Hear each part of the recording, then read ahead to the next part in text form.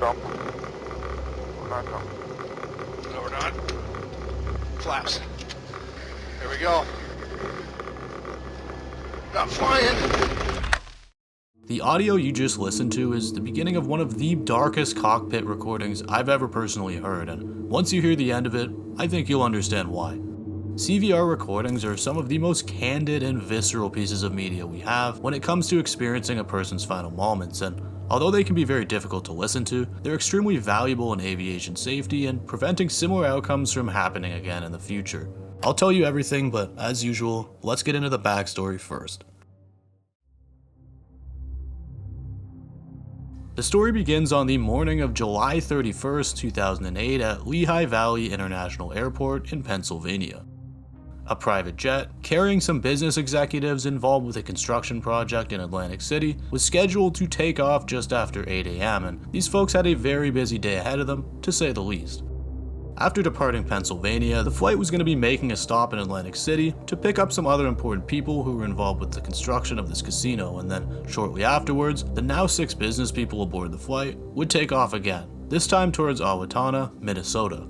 They had some important business matters to discuss with the manufacturer of the glass walls on their site, and although they didn't fly private all the time, this is one of those cases where it would just make things a lot easier. They bought the plane for a reason. Their 2-person flight crew consisted of 40-year-old Captain Clark John, or CJ Kiefer, who had a total of 3,600 flight hours. Beside him was his 27-year-old first officer, Daniel Ambrosio, who had a total of 1,454 flight hours, and the private jet they were flying was a Hawker 800. So early on, the day went pretty much exactly as planned. The flight crew and their passengers would take off from Pennsylvania at around 8:13 a.m., have a very smooth flight, and land at Atlantic City International Airport a short time later.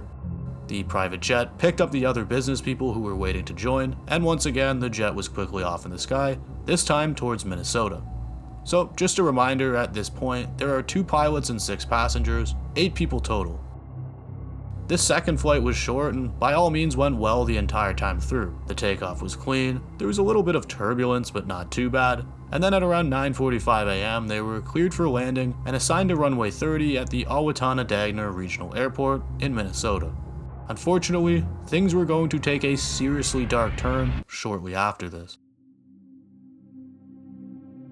Just after the jet touched down on the runway, the pilots noticed that they did not have sufficient space to properly stop, so realizing this, they made the decision to do what's called a go-around, basically taking off again and then reapproaching later for a safer landing. These can be necessary for a variety of reasons, and generally, they're not at all considered an emergency, and they happen about 1 to 3 times per 1,000 approaches. In this case, however, things would very well be considered an emergency, as just as the airplane began to take off, it was already fast approaching the very end of what little runway it had left, and as a result, it overran it. By the time they finally began to lift and take off, they were already far off the runway, and sadly, the right wing struck the runway's approach lighting system. For those who are unaware, the approach lighting system is just a small tower of lights that are used as a visual cue for approaching aircrafts. After the right wing struck this tower, it almost immediately caused the plane to bank hard to the right until it fully flipped over and essentially nosedived straight into the ground. 7 of the individuals on board would pass immediately upon impact. The 1 female who made it through the initial accident would pass 2 hours later in the hospital. 2 of the people who didn't make it through this tragedy were obviously the 2 pilots, and knowing this is what makes that cockpit recording so much more disturbing, particularly the end of it. The sheer panic and grunting sounds is some of the darkest audio I've ever heard out of a CVR recording, and you can even partially hear some of the passengers in the cabin, as this was a small aircraft. I'll show you the recording now, along with a recreation made by Gold Airways on YouTube, and then we'll discuss the aftermath. Again, viewer discretion is advised. Damper.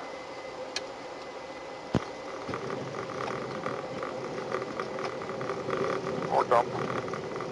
We're not dumping. No, we're not.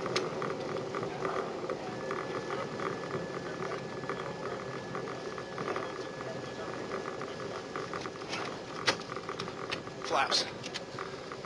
Fuck.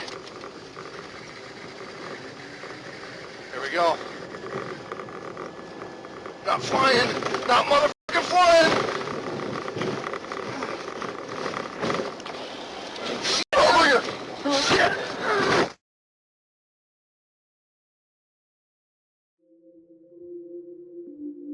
In the aftermath, all 8 individuals on board would pass on, and the accident was generally deemed to be due to pilot error. The NTSB's final cumulative report would state this. The NTSB determines that the probable cause of this accident was the captain's decision to attempt a go-around late in the landing roll with insufficient runway remaining. Contributing to the accident were 1. The pilot's poor crew coordination and lack of cockpit discipline, 2. Fatigue, which likely impaired both pilots' performance, and 3. The failure of the FAA to require crew resource management training and standard operating procedures for Part 135 operators. Some of the passengers had family members who would consequently file wrongful death lawsuits, which ended up being settled for undisclosed amounts. It's just a horrible situation overall, and although it's already been almost 17 years, I really hope the family members of those involved have been able to move on and find some sort of peace. I feel the same way for the families of the pilots, as at the end of the day, human beings can make errors. This is just one of those situations where making an error is not on the table.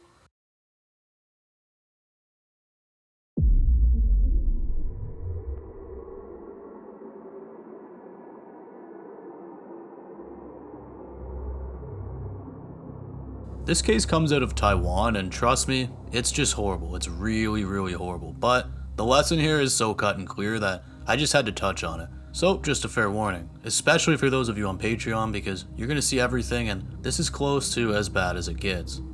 On Halloween Day 2023 in Taoyuan City, Taiwan, a 43-year-old man that we know only as Sai was spending his day like most others, trying to remain out of public sight and lay low in his apartment. See, Sai was a member of the notorious Bamboo Union, otherwise known as the United Bamboo Gang, which is one of the largest criminal organizations in all of Taiwan. So, when Sai wasn't taking care of business, he didn't exactly want to be outside in public where he has to spend most of his time looking over his shoulders. Instead, when he wasn't doing business or taking orders, he was most likely to be found inside of his apartment, where he had a wife and a very decent living situation. And I'm just going to get this out of the way quickly. A lot of reports say that he's some sort of high-ranking member or the president of the Taoyuan faction, but the police claim that that's actually not true. It seems that he was just a member and likely held some sort of average rank, but articles like to blow things out of proportion. On this particular night, so again, October 31st, 2023, Sai got in contact with a friend of his, a man named Su Nan. Su was also involved in some sort of crime, but it's not known whether or not he was an associate or member of the Bamboo Union itself. Either way, we do know that Su was wanted in some sort of unrelated obstruction case. The details on these men are sparse, as not only does this involve organized crime, but most articles are written in traditional Chinese, and so the translations have a fair amount of discrepancies. Nonetheless, Sai invited Su over into his apartment to hang out and relax for a bit, to which Su agreed. He even ended up bringing his 2 teenage sons with him, as Sai offered him to do so, and they've met before, so there was no issues. The teens had nothing else to do, so they just said screw it and joined along. So, the father and son trio arrived at Sai's apartment. Sai welcomed them in, they'd say hi to his wife, have a quick bite to eat, and then all 4 guys would head over to the living room to hang out for a bit. It seems this was probably some sort of safe situation for the 2 to talk business, but could have very well just been a casual hangout. We don't know for sure. Now, it's unclear why, but at some point while hanging out in the living room, Sai started showing off one of his firearms. It was small, looked like a toy, and Sai was very adamant that it was malfunctioning and no one had anything to worry about. The teenage boys were obviously kind of in awe, thinking that this was pretty cool, but equally they were a little confused and slightly nervous because why is this man carrying and waving this thing around for no reason in his living room? This was all caught on indoor CCTV that Sai had installed in his apartment, and by the looks of it, it really just seems like he was trying to show off and appear cool. He could have been under the influence of something, but I couldn't find a clear answer anywhere. The 4 guys would keep chatting, and Sai for some reason would continue to show this thing off and keep on telling the guys that it was malfunctioning, making sure to include that he would prove it to them.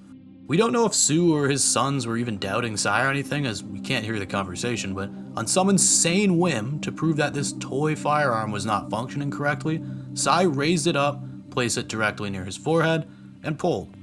And sure enough, to everybody's relief, nothing happened. Sai was completely right. This gun clearly wasn't functioning correctly, and so no one had anything to worry about with regards to its presence. However, just to prove to them for sure, Sai for some reason decides to do the exact same thing again. He'd raise it up, place it against his forehead, and this time, things went very, very differently. Sai had obviously blatantly broken the first rule of handling a firearm, and as a result, he paid the price full on. The so-called toy would go off this time, making for one of the darkest CCTV videos I've ever seen. And I know I say that a lot, but this is extremely messed up. The camera records as soon as three sons watch this happen, and they immediately go into a full-blown panic, witnessing something that no one should ever have to, let alone two young boys. The reactions vary pretty immensely. Sue starts jumping up and freaking out, immediately recognizing the seriousness of what had just happened. These guys just witnessed something and heard sounds that will haunt them every single day for the rest of their lives. So, the father and his two sons in a panic run over to grab Sai's wife, and this is where the CCTV release cuts off. It is said that his wife was extremely distraught, obviously, and immediately called an emergency line. Of course, because of the nature of this injury, there's no coming back for Sai. This horrible incident goes to show what can happen if you are both ridiculously bold and massively respect the first rule of handling a firearm. And because of this, a wife is now widowed, and 3 people will be scarred for years to come. Always focus on the direction of the barrel's end while handling one of these, even if you're not about to do something as foolish as this.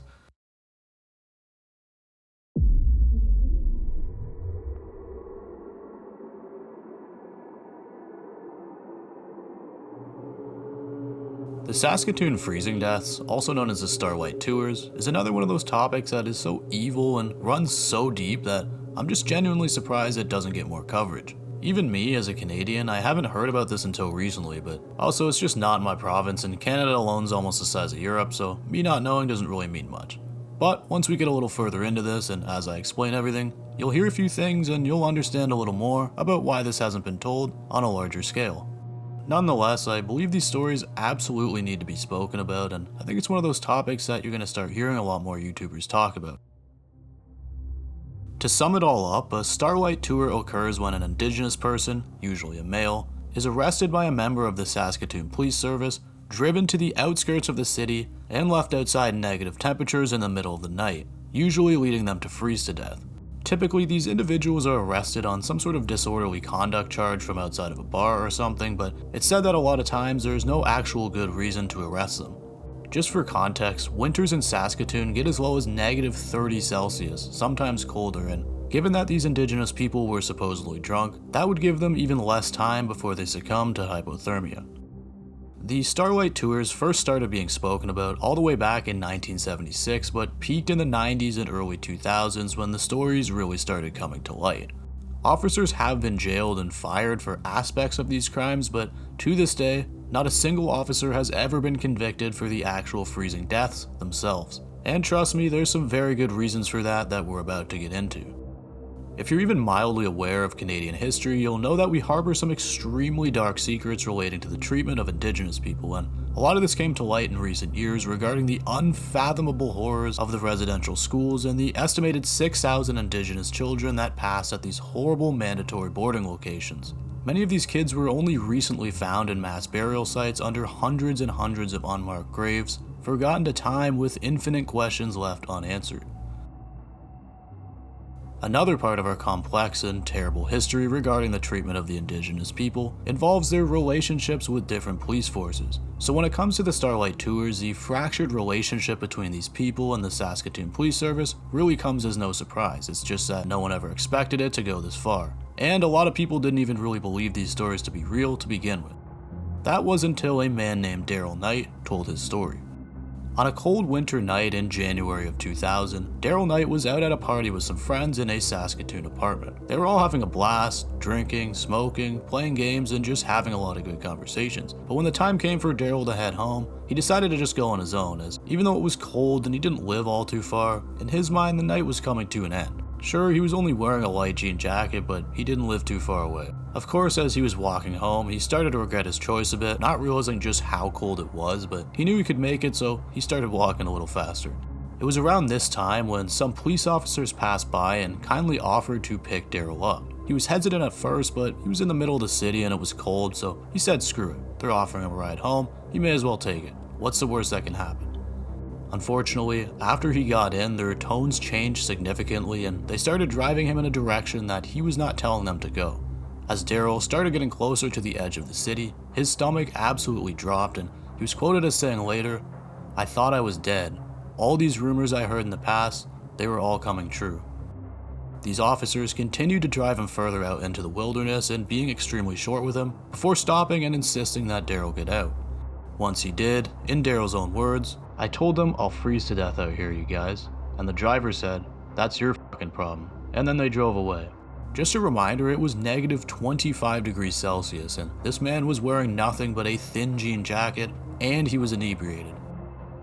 Fortunately, there's something that Daryl didn't tell the officers. He actually knew where he'd been dropped off, and because of this, his chances of living immediately went way up. Through a ton of quick thinking and grit, Daryl managed to run to a nearby power plant in the pitch black and start banging on the door. Some of the employees brought him in and helped him, and it was from this point that the real expose on the Saskatoon Police Service began. Just 2 days later, 2 more men named Rodney and Lawrence were discovered to be outside and frozen to their demise in and around the exact same area as Daryl was left. Hearing this, Daryl immediately told a much higher ranking officer, and this guy wasn't corrupt, as his help aided in thrusting these Starlight Tours much further into the public eye. Rodney and Lawrence's deaths were immediately deemed suspicious, and on top of this, the passing of an indigenous man named Neil Stonechild was also retroactively deemed suspicious. And when a third party dug into this 1990 case, it was made clear that the initial police investigation was completely faked by the SPS, and that Neil was in fact under their care just before he'd passed. So now there's cover-ups and corrupt behavior dating as far as a decade before Daryl had even come forward with his story.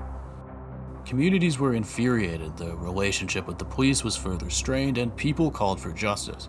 And at least in terms of Daryl's case, some sort of justice was served. The 2 officers that were implicated in Daryl's case, Dan Hatchin and Ken Munson, were convicted of unlawful confinement and sentenced to 8 months in prison. They maintain that Daryl just asked for a ride home, but I think it's very obvious that this isn't the case, and the courts agreed. Thanks to Daryl's bravery, his survival, and telling of his story, these Starlight Tours were no longer just urban legends. They were proven to be true. It's said that far more of these events happened in the years prior, but many of them were either silenced or just never had the chance to come to light. The SPS allegedly went pretty hard on censorship over it, and still does, in an attempt to bury their stained history. Even as recently as 10 to 15 years ago, there was a section of the SPS's Wikipedia page called Starlight Tours that kept getting deleted. And after some sort of internal investigation was launched, it was shown that these adjustments to the article had been made from a computer that was situated within the Saskatoon Police Service themselves. The Saskatoon freezing deaths are inexcusably horrible and never should have happened. With that being said, no one in the SPS has actually ever been convicted for the passings themselves. There's many people within the police force who are extremely against this and actively work to stop this mistreatment, but there's also many who fall on the complete other side of the equation. All we can hope is that moving forward, more attention and inquiries go into these horrible tragedies.